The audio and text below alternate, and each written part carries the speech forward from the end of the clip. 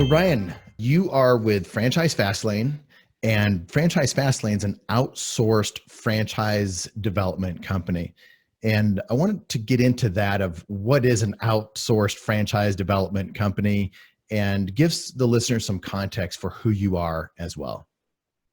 Yeah, you bet. So, my background has been in franchising as a franchisee several times. I've been a supplier to franchise companies and then a franchisor.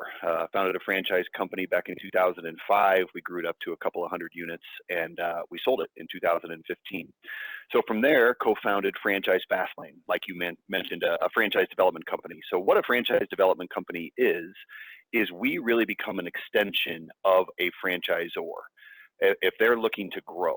So when they want to go out and find new qualified candidates to join their brand, we are the company that they would call to help them do that. And I know we're going to get into it here in a little bit, but there's lots of benefits and things to consider on a franchisor's part as they think about the growth that could come with partnering with us and the whole idea of outsourcing franchise development in the first place. As we go through this, I also want to have the person who's looking at a franchise, keep them in mind as well. So as we talk about what it's like from the franchisor standpoint to work with an outsourced franchise development company, what is that like for the person that is researching franchises? How is that different than in-house? And I know there's a lot of advantages for somebody going through the process because things are even more systematized with it. But keep that in mind as we are talking about it. So the story is you sold your, private equity came in and purchased the franchisor that you were part of, and you had a nice big exit and you wanted to keep working. You've told me the story before, but why don't you get into that a little bit of why you didn't just buy all the fancy cars and the boats and the house and, stop working? Yeah, well, it really comes down to one word, and that's purpose. And well, I guess two, and I wanted to be an example. So, I'm a big believer in entrepreneurship and business ownership. It's my passion. It's what I want to train people to do for the rest of my life. And when I think about my kids, when we sold the franchise, my oldest, I think, was 5 or 6 years old, and I have 4 boys, and I knew they would never remember that part of my life. And so I wanted them to grow up seeing me continuing to build, help people become entrepreneurs. So ultimately, that was it. I wanted to continue to have purpose. The thing I believe in is business ownership, and I wanted to be an example for my kids so they could see me out there doing things every day. Any other benefit of that? Because that was a good decision to make. I would hope if I was in your situation that I would have made that same decision. But fast forward a few years, and that was the original reason why you chose to start Fastlane. Any other benefits or things that have come out of that you're like, gosh, I didn't think about this, but this was a really good thing for the family, or maybe it was just for business or personal development, whatever it was. Any other takeaways for someone that might be in that same situation? Yeah, great question. Well, first, the connections, the networking, the people that I've met. I mean, you and I didn't meet until Franchise Fastlane, right? So people like yourselves that I just get to continue to learn from and understand what it is that your business is, how I can continue to grow my business. And then again, because my passion is business ownership, all the benefits of being an owner of a business. So the ability to build a team. Well, we have 24 people now in Franchise Fastlane in a very short amount of time. And so we've been able to build this team and this culture of people that are all really loving what they're doing. And I love being part of their lives and allowing them to be part of this.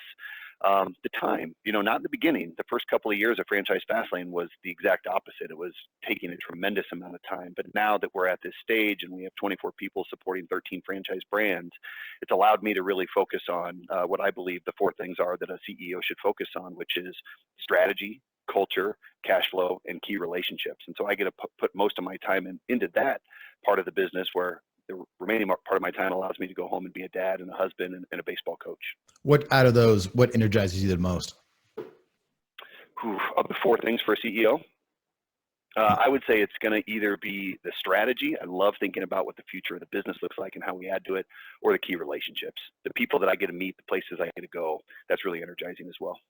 Well, let's dive into the brands now. So I'm sure there are brands out there that are like, hey, I'd like to work with a development company because I don't want to have to deal with that aspect of it. And I'm sure there's certain brands or that would prefer to work with a company like yourself, because there are a lot of different ways for franchisors to grow. You can grow organically. You have an in-house salesperson, and there's a lot to develop within the in-house part of that, because I've done that. I mean, I helped a brand that was an idea. I had some locations, and I was the guy that came in and developed the sales process. And I was the sales team, and I did the discovery days, and I did it all. And if they didn't have someone like me, which if there wasn't me, there would have been another one that had the experience as me, or they had a choice to completely outsource that. So walk us through why someone would want to outsource development.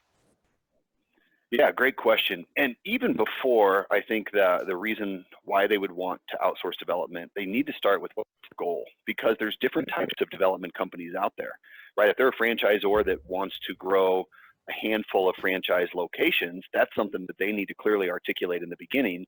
Or is it the type of franchisor that's looking for, we call it gas pedal growth, the type of growth that they feel they have the first mover advantage, they have the resources they need to go out, and they really want to grab locations before somebody else does it. That's a different type of franchise development company. So they clearly need to understand what their goals are going to be in the beginning. So the number one reason to outsource development, in my opinion, is because as a franchisor, the best investment of their time is back into their franchisees, right? They have usually a 10-year relationship or more with these franchisees. And when you think about, I can spend my time working with candidates, putting energy towards working with candidates, or I could spend that time training my staff, training my franchisees, building relationships over there. The ROI is going to be so much greater in allowing them to put their time into those existing franchisees. Then you need to think about, well, what type of franchisor is it? Is it a mature, established franchisor that's got plenty of resources, or is it an emerging franchisor? And there could be a benefit on both sides. Let's first talk about the emerging franchisor. So there's some statistics out there that say around 60% of inquiries into an emerging franchisor go unanswered, right? Which is amazing, because you and I both go to a lot of franchise conferences, and we hear from emerging franchisors how they want to speak to more people about their business opportunity. Yet 60% of those go unanswered. And the reason they go unanswered is because of, I believe, this next statistic, which is on average, a little over 1% of people that inquire about a franchise ever become a franchisee.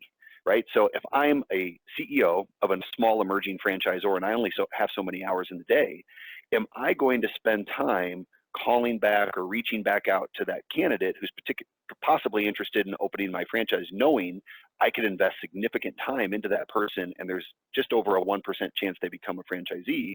Or I could go spend time into my existing franchise base, and I know if I can go create more value into that franchisee's business, that's going to create a direct return on my time and for that franchisee's time. So number one reason is allowing them to focus on their franchisees, and they can let someone like Franchise Fastlane focus on their growth.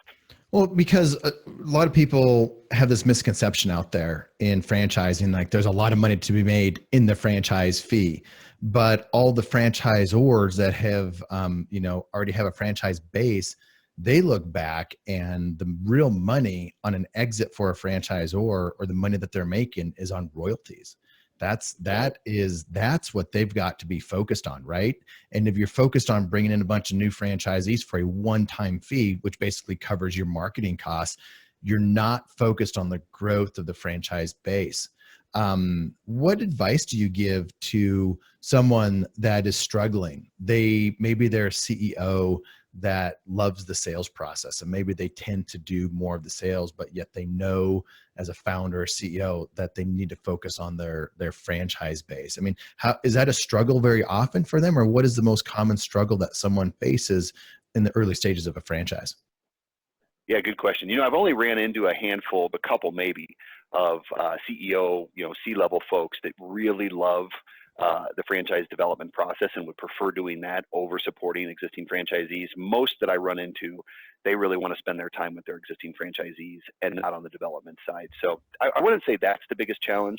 Really, I think the biggest challenge is what you just said around, do they need the franchise fees? Does a franchisor need those franchise fees in the beginning for working capital? If they do, right away, I would tell you they are not a good fit for us. They might be a good fit for another development company, but they're not a good fit for us. Well, let's stop there. Do you think they really would be a good fit for another development company? Only if they're really looking for a couple of new locations. I mean, if they're looking for a very regional growth, maybe less than 5 new locations, and they're not going to have to go out and put a tremendous amount of that capital back into the company to support that type of growth, maybe. But that's not the type of franchisor we're looking to partner with. Yeah, and that's not the type of franchisor that that development companies should work with. And if there is a franchisor and they were asking you for some advice on how to grow, they want to outsource that because they're growing slow. So it probably means they don't have a big infrastructure in place for franchisees to on-ramp into their franchise. But there's not a lot of development companies out there that are going to be okay with a slow growth franchise. So like, what does that person do? Yeah, great question. I'm a believer in the beginning, you need to go to friends and family. I speak to a lot of folks that are not yet ready, or they only have a couple of locations. And I say, just like I did with our franchise, is our first few locations were existing employees, friends, and family. And I always recommend they do it regionally, something close. The reason for that is these people already trust you. Talking to a brand new candidate on the phone that has never met you before is very different than, your cousin or your best friend or somebody else that's been working for you for a period of time because they know the business or they trust you. Then do it close enough to where you live so you can easily get to their business, support them when they need it. Use those first, let's call it 5 examples if you can get there, as your early pioneers and your validators. Let them go out and learn, because they should know you as a young franchisor may or may not be ready to support franchise growth yet. And so they're not going to get all of the luxuries that maybe a franchisee would of a more established brand. Then once they have those folks singing praises and validation, they have strong numbers, they feel that this is something that really could be a larger, more scalable franchise, that's when they can start talking about the next steps and what that looks like. But for a very young franchise, or if they haven't done it before, I'm a believer in friends and family. Well, this is an interesting place to kind of land for just a minute, because as a young franchisor, you're going to have probably franchisees like friends or family, or experienced franchisees of other brands that know systems and processes, and they can help that young brand as a franchisor grow. And they look for things like that because they might get some things in return, like bigger territories and Right. and there are some advantages of getting in early with a new brand, but there's also risks involved with that.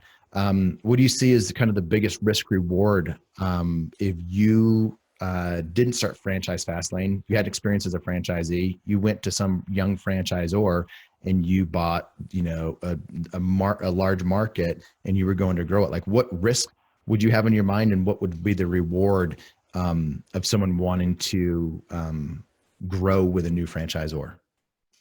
Yeah, well, I think it comes down to pretty much 2 things.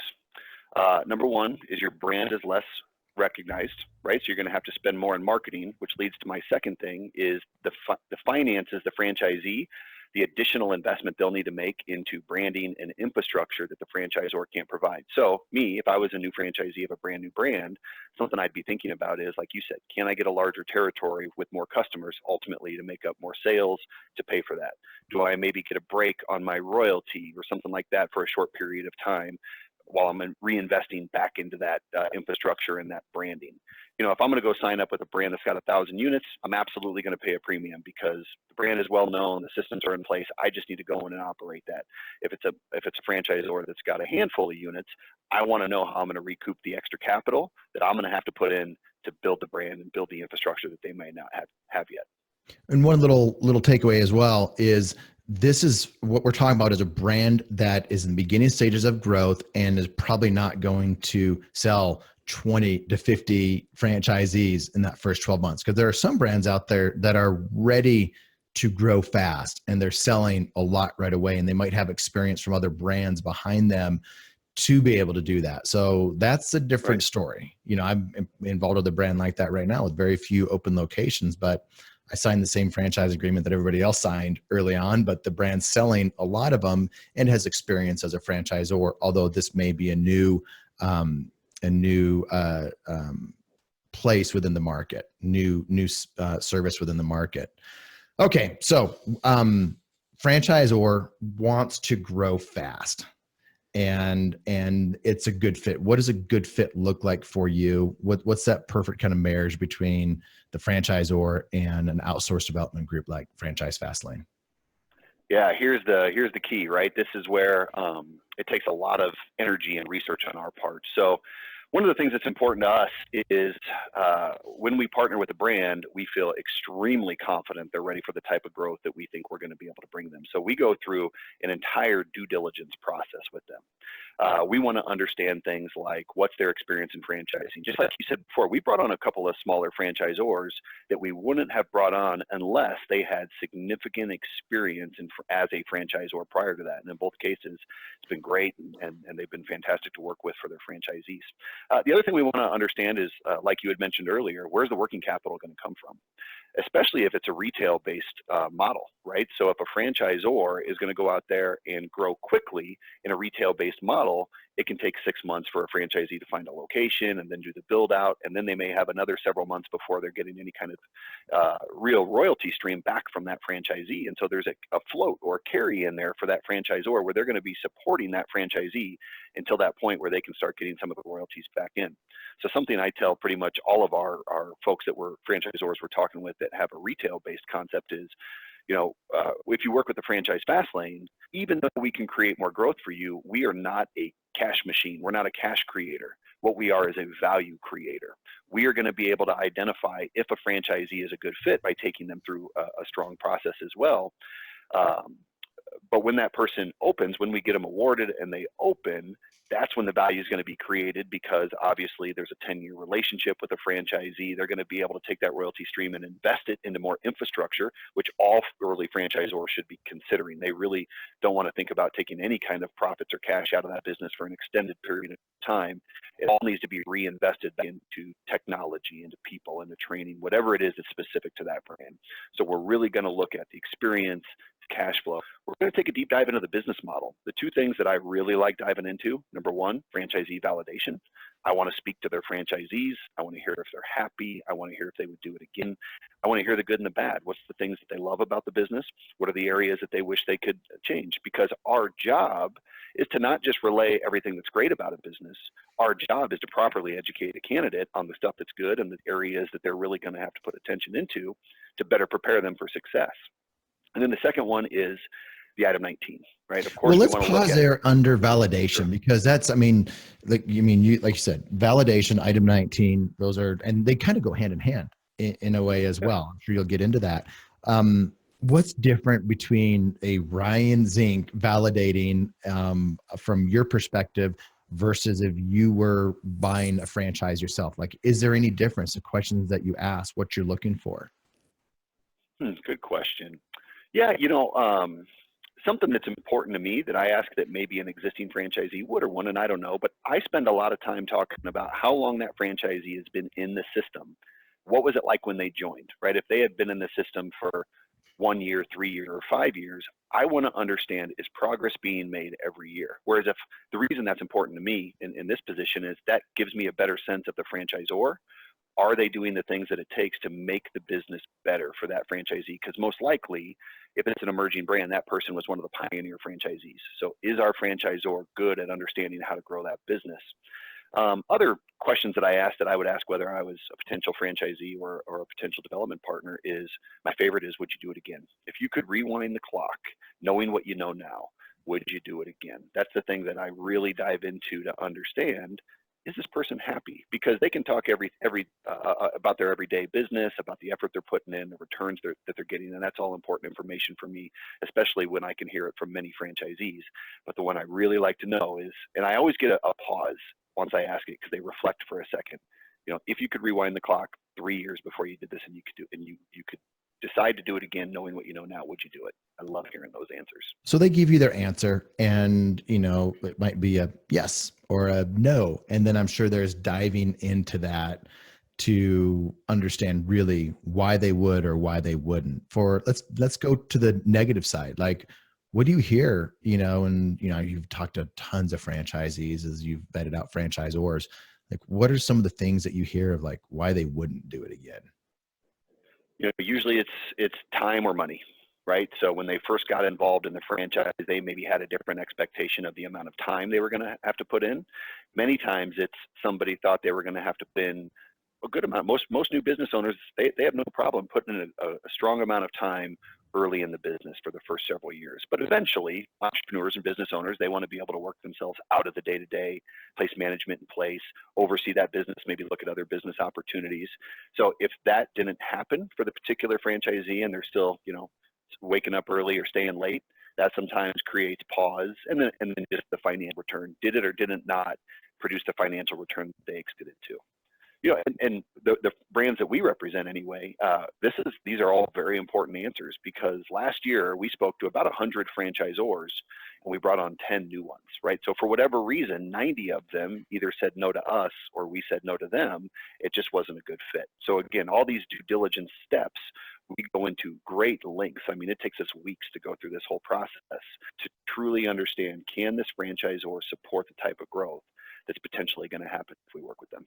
So when we're talking about the kind of growth, it sounds really easy and really simple, and everybody wants to grow, and a franchisor wants to grow. Franchisees wants their franchisors to grow, but there's this thing called growing pains, and there's a lot that goes into it. And the longer that I've been helping people get into franchises, I've helped over 1,000 people find good franchises to buy, and I've learned a lot along the ways of owning a bunch of different franchises. And simple models, I'm starting to like simple models more and more as I learn, and I learn what helps people become successful faster. Simple models seem to be something that aids people in their ramp to success. What have you seen with some of the different models, and how do you look at models differently? Yeah, good question. Well, simple is definitely part of it. We have one particular brand that we say it's low cost, simple, and profitable, right? And so right there, simple is such an important piece for entrepreneurs. So that's one thing we look at. As I think about our brands, some may not be simple, but they're unique. Nobody else is doing it, and that can be profitable. So we have a service-based franchise that has grown significantly here over the last couple of years, and it's a blue collar business. It's in the tree industry, so it's a blue collar business. It does require some decent amount of staff, decent amount of equipment, right? You're climbing pretty high to take down trees. But the thing about this business, it maybe isn't described as simple, but what I would say about it is nobody else is doing it. I mean, in the franchise space like these guys are. It's something that homeowners cannot do on their own, right? You have to have the specific equipment. You have to have the licensing in order to be able to do it. It's high margin. There's plenty of business out there to be had. So while simple may not be a term, it's unique enough in a space that homeowners have to have. So because they're dialed in with their marketing and their customer service, this is extremely successful franchise, very profitable for the franchisees. So that's one that I love. Another one we represent is patented, right? Nobody else can do it. It's required by law in many areas. It brings two services into one. Contractors need it, and it's patented, and so nobody else can do it. So that's another thing that we love to look at is it unique enough that nobody else can compete? Do they have a proprietary system? What could that potential system be? Whether it's they lay it on top of a technology platform that others don't have if they were to do it on their own. Do they have a call center? For instance, another franchisor that we just brought on, they have a call center that actively reaches out to all of the corporations inside of a franchisee's territory to recruit those people in for corporate events into the business, right? So simple, unique, high margin. There's lots of things to look at a franchise, and I wish I could tell you it was just a couple, but I really think it's going to be a case-by-case basis. And then we look at the competition. We say, do you have something better than your competitors? And if you do, we continue the conversations. No, I think that's great. I mean, you gave a number of things in there that are different value propositions of different franchisors, and like the tree removal. I mean, that is you've got this great business model, and there's really no big national competitors, and the franchisee's job is not in that business is not to climb trees or drive trucks, but it's to think like it's the things that you do in your business. Think strategically, and focus on those things. And so, Yeah, and it's they don't do a million different things. It's a pretty simple model, but it has some complexity to it. But I like business models like that as well that are super niche. What do you think about like first to market, second to market, third to market? I mean, Massage Envy came on, they dominated. Right. But there are other brands that came along and they did well. And the same with the Amazing Lash. They weren't first to market, but they did. They dominate right now. But there's other brands that are good second and third to market brands. So do you dismiss something right away because they're not first to market? No, I don't. And I think being first to market is great, but again, there's some pioneer challenges that you can experience with a first to market franchisor that number two gets to come along and learn from. I mean, there's no doubt there's a heck of a lot of R&D happening in the franchisor space, which is rip off and duplicate, right? We've all heard that. And so number two can come in and see what went well with number one and what was maybe a challenge with number one. So again, it's going to be situational. Also, sometimes with the number one, depending on where they are in their life cycle, maybe Massage Envy is a good example. I think that one has gone through several sales through private equity, and I've heard some of those were good, some of those had challenges, right? And so coming up as a number two in that space, there's several that have had lots of success because they got to learn from that, and because now they can really scream from the rooftops that their culture is more of a family culture. They really get to put more attention onto the franchisees. So I don't know if I gave you a great answer or not. It's just going to be situational, where as a first mover advantage in some spaces it's fantastic because you get to go out there and you get all the attention. Other times we're going to want number two because they got to learn the mistakes of number one. Yeah, no, I think that's a great answer because it's the truth. I mean, it's the truth. And I would say there's probably, as I just think in my head of some of the ones that are number one first to market, and I wouldn't want to go and compete against them. There's very few that are like that out there. There's a lot of them that were first to market, and some of the second and third to markets are as good or better than the first to market ones. And it depends on the industry and a lot of different things. And that's kind of the point. I mean, it's not so simple. It's not easy just to go find a franchise in a magazine and to look at. That's why people come to me as a consultant and want to work with me, because it's just not that easy. And going into your world of franchise development, it's not as easy as 3 phone calls and then signing franchise agreements and sending in a check. Walk us through, once there is a company, you guys agree to work together, what happens at that point? Oh, great question. I mean, there is a tremendous amount of heavy lifting that is done by us. We are managing so many leads at one time for every franchise brand that we represent, and you have to put the right amount of resources towards it. So earlier you asked a question, so let me start there. You had said, what about from a franchisee's perspective, not just a franchisor's, right? Why does a franchisee benefit from a franchisor outsourcing development? And the answer is what I said earlier, just looking at it from a different perspective. A franchisor then gets to go put their focus on the existing franchisees. I'm a believer as an ex-franchisor that you should really know your core business well. Know your ice cream, know your tree service, know whatever it is that you're doing, and know that inside and out, how you're going to find customers, your product, and how you're going to improve the process around it. Everything else should be outsourced. Your accounting, your insurance, your development, your distribution, if you have it, whatever it is, you outsource everything that's not core to you, that is just another thing that needs to happen. So when a franchisor has the foresight to outsource development to somebody like a franchise fast lane, they're saying, not only, and we validated, not only is this a franchisor that is ready for growth, but is it a franchisor that's smart enough to know that themselves and their internal team needs to be focused on those existing franchisees. So that's number one. The second part of your question, just real briefly, is the heavy lifting is tremendous. So we build our company in systems, right? So we have our support team. I tell the support team that they are the linemen protecting the quarterbacks. We don't want any distractions for our quarterbacks. We only want our quarterbacks, which in our company is our franchise development directors, the people that represent the brands on the phone through the presentations day in and day out. We only want them working with people that are interested in the franchise all day, every day, being available to them, answering their questions, being prepared for whatever that person needs to make an informed decision. And then after a discovery day, we ask our vice presidents of our teams to get involved, because they may be a little bit more well-versed in the legal documentation around it, how the financing works. They then can come in and help a candidate understand what it goes from decision time to actually signing and becoming a franchisee for that onboarding. So each one of our brands is managing many, many leads.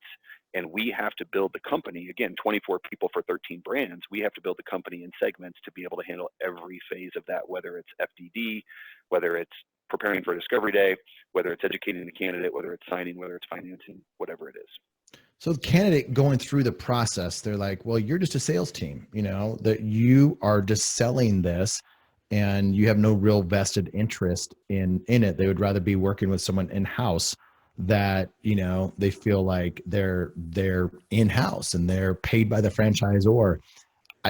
Everyone just gets paid by the franchisor, whether you're an in-house W-2 or you're an outsourced development company. In my mind, there's really no difference between the two. But yeah, from a prospective franchisee, like what's the value to them going through it with a really good salesperson that has a lot of experience, or going through it with a company like yours that has a lot of experience and really good franchise development people? And by the way, franchise development is the same thing as franchise sales. Just franchise development is just a nicer way to say it. Yep, you're right. Exactly. Franchise sales, franchise development.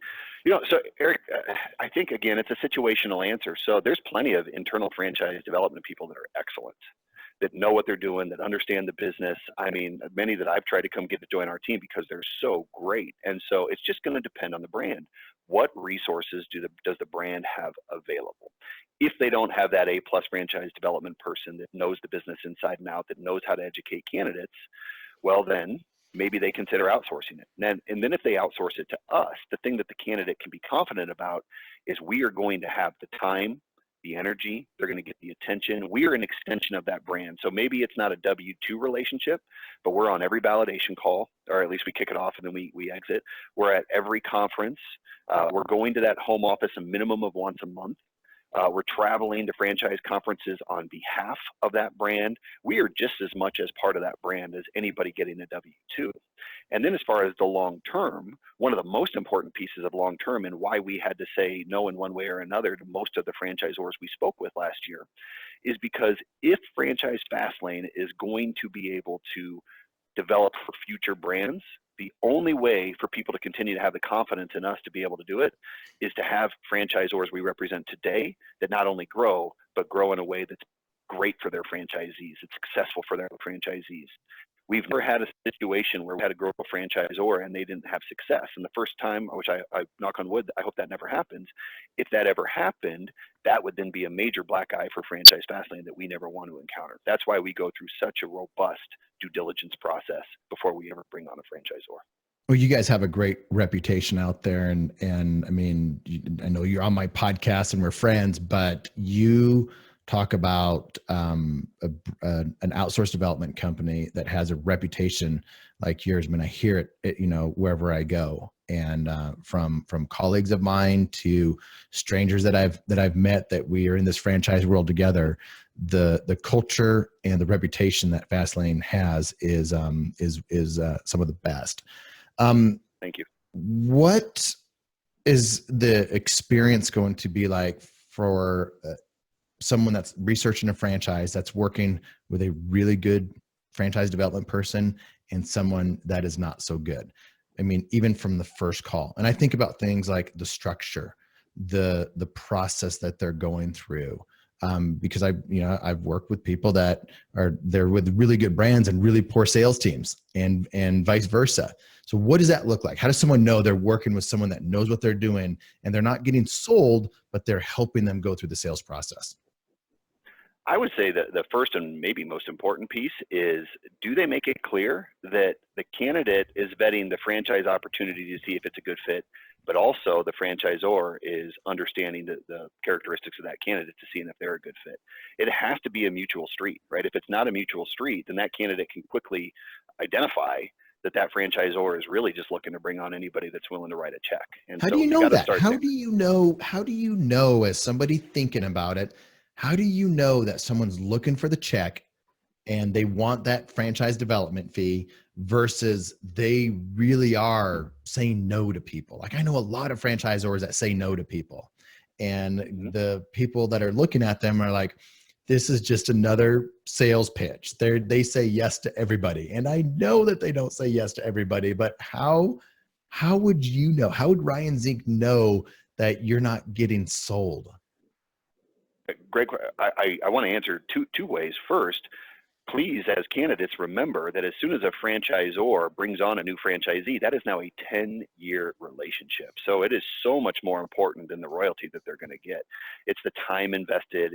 Is that person going to be a good culture fit with the rest of their franchisees? It's if they're not successful, that is a disclosure that goes into their legal documents, which hurts their future value and development. There's so many more important reasons to have the right fit than a royalty. Right fit is way up here, royalty is way down here. So you got to That is remember that. so true. That is excellent advice that you just gave, because that's what a lot of people think.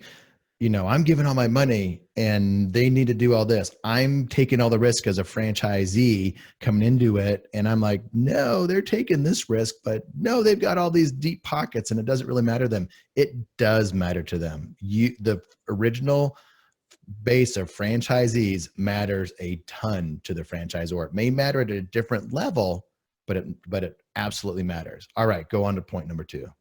If you remember. 100%. Yeah. Point number 2 is, how does a candidate know if it's truly a franchisor that's saying no to candidates, and how can they identify if it is one? Well, first, more than just asking you for your net worth and your liquidity, are they diving into what's your business experience? How are you going to be involved in the business? Do they ask if you have a spouse? Do they ask if your spouse or your business partner has, they require them to be on the phone? Do they require them to come to Discovery Day? Those types of things. For instance, for us, once somebody has been introduced to a financing partner, they need to get pre-approved before we're going to continue too much further into the process. Before they come to Discovery Day, we have to go through a mapping call with them to understand, do they agree with the territory that the franchisor is willing to have in that area? We ask them to fill out information. We just do it right through a Google document, and the candidate has to fill out a specific, quite a bit of information about themselves, called almost like a resume, that we then present to the franchisor at Discovery Day or before Discovery Day, for them to review about that person, so they can get to know them better before they're going to meet them face to face. So are there those types of steps throughout the process where the candidate is being asked to be accountable, even so much that we say if a candidate misses more than 2 calls in 2 weeks, maybe it's not the time that they're ready to really dive into the process that it takes to learn more about that franchise, and we ask them to exit the process for now, and they can come back in later when they have more available time.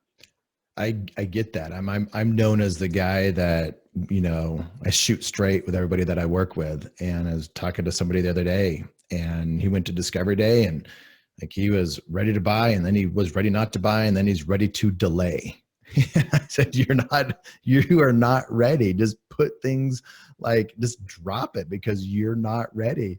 Like, if someone doesn't make a decision, isn't decisive after that, and they should have gone through the right process with the right expectations, right? That knowing, like, there is a time to make a decision.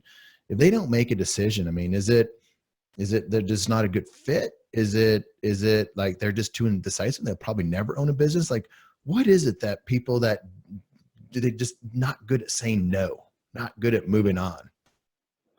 I think, again, I'm going to answer it 2 ways. First off, the internal development team or the outsourced development team, they maybe didn't do their job right either, right? Because when a candidate comes to a Discovery Day for us, we have asked the questions. We have prepared them that this is the time that you're ready to make a decision. It's not one more step in the research process. It is validation, last step of validation. We've told you what this is going to be like. You've seen it in the documents. You've spoken to the franchisees. You spoke to their leadership in calls. Now you're going to get an opportunity to come and see it for yourself. Once you've been approved, if you've been approved, we're going to call you the next day, and we're going to ask you to make a decision in the very near future. So that's the first thing. It goes back onto the development team. Number 2 is, maybe it means they're not the right fit, or maybe it just means they're not the right fit right now. So if they can't make a decision, usually within about 10 days after Discovery Day with us, we'll say, this probably isn't the right fit for you now, but if you ever feel that could change in the future, we'd welcome another phone call to understand why it might be different at that time. What else? What else as the creator of a franchise development company, that you think franchisors or franchisees would want to know about a development company or working with a development company? I want franchisors specifically to know, outsourcing development doesn't necessarily, it doesn't mean it's less work. It means it's more work. I want franchisors to understand that, it's more work in different ways. It's better work. It's the way to grow your company, because growth and quality franchisees ultimately create a royalty stream, and royalty streams create branding opportunities and infrastructure. But remember, during growth, you are signing up people. They're sliding money and they're sliding a contract across the table saying, I'm ready to do this. And so they're asking that franchisor to put in just as much time, energy, attention as they're going to put into their business. So just like anything in business, it is a tremendous amount of hard work, but at the end of that, it can be so rewarding when it's done the right way. Let's shift gears just a little bit. Just business in general. Like, you've done so many different things in franchising business, Ryan, and you're around some super smart people, but what's the best business decision you've ever made? Besides coming on your podcast? Yes. That has been a pretty good business decision too. Yeah. The best, honestly, the best business decision I ever made was partnering with my bid partner in the previous business. Our relationship was one where he was very much the strategic partner and I was very much the operating partner. And at first, I didn't know if hey, is this fair? I'm putting in this hours versus that. But what I found over time and with experience, it is so crucial to have the type of partner that has the foresight to be at the 40,000 foot view level, look into that business and say, that needs to change. This needs to be updated. This person may or may not be the right fit, and be able to make those recommendations without having to worry about the emotion of the daily interaction. For instance, if they say that person's not right for the team, they're not delaying the decision because they have to be the one sitting across from the table telling the person that. Or if they say that program needs to be put in place, they're not delaying the decision because they're now the one required to put the strategy and the execution team and everything else together. So the best decision by far, I'm a believer in surround yourself with great people, and you become who you surround yourself with, and you become the content that you consume. And I believe I've done an excellent job of identifying people that would be great to be around, specifically my first business partner. When did you make that mental switch of like, I'm putting in all the work, to be like, oh my gosh, he's providing a lot of value because he is at that 40,000 foot level, which you are now. You've kind of switched it with other people and you are that guy at 40,000 feet, partners that are more operational. So when did you make that switch? I remember the specific thing that happened when I really appreciated this. So I didn't appreciate it that much in the early days. We were seeing a tremendous amount of growth and I was putting in a tremendous amount of hours. But when it really became valuable is when our franchise began to putter, right? When we started, we were a specialty retail franchise, right? And specialty retail, as everybody knows, has tremendous amount of challenges with online and everything else. And so while we were trying to catch up with online strategies or do more in product development, he came in and said, I have an idea for a recurring revenue model that's going to drive more traffic back in. And we said, yeah, okay, we'll get to it when we get to it. Then he came back and said, I got this idea again. And finally, when we weren't giving it the attention it deserved, he said, you're going to do this. This is what we're going to do, and this is how you're going to do it. 18 months after we launched that program, we had each franchisee creating more than $6,000 in recurring revenue, plus that was driving in additional traffic. I believe it was one of the most monumental things we had ever done in the business, and it was only done because he was sitting at that 40,000 foot view and knew that eventually he had to say, all right, execution team, go make it happen. How hard is it to maintain or be at that 40,000 foot view and be engaged in the business? Because you have to be engaged and be able to understand what's going on down there, but to be able to operate at that strategic level of thinking. Have you found that to be pretty easy or hard, or what are the challenges that come with that? For a guy like me, it's very hard. I mean, this is one of the most challenging things for me because I've been an operator for most of my career, right? I value things like rolling your sleeves up, getting involved and fixing a problem. And so my role today needs me to get up higher and to do exactly what my previous business partner did. So I do. I mean, it's swoop and poop, right? It's easy to swoop into a scenario, poop all over it, and then swoop right back out. So I really try to stay conscious of not doing that, staying out of conversations that I need to stay out of, and entering into conversations that I need to. And it goes back to what I hope I can continue to think about, those four things: strategy, cash flow, culture, and key relationships. That's where I try to put my time. I love it. Ryan, thanks for coming on the show. I'm sure you'll be back again. I'm sure the listeners, whether they're a franchisee or a franchisor looking at development companies, I think they'll find a lot of value in it. So thank you very much. Thanks for having me. Love being on.